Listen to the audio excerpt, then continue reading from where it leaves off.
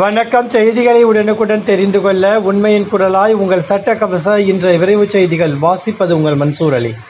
சேலம் மாவட்ட நரசிங்கபுரம் மாநகராட்சி 3வது வார்டு மாரியம்மன் கோவில் பகுதியில் சேலம் மண்டல நகராட்சி இயக்குனர் அவர்களின் ஆணைப்படி நகராட்சி ஆணையர் அவர்களின் முன்னிலையில் தூய்மை சேவை 2024 என்ற தலைப்பில் மக்கும் குப்பை மற்றும் மக்காத குப்பைகளை தரப்பிரித்தல் பற்றி விழிப்புணர்வு குறித்து நகராட்சி ஆணையர் அவர்கள் பொதுமக்களுக்கு விளக்கம் அளித்தார். நரசிங்கபுரம் 3வது வார்டு நகர்மன்ற உறுப்பினர் திரு பிரகாஷ் அவர்கள் கலந்து கொண்டு சிறப்பித்தார். இதில் தூய்மை பணியாளர்கள் மற்றும் டெங்கு பணியாளர்கள் மற்றும் பொதுமக்கள் கலந்து கொண்டனர்.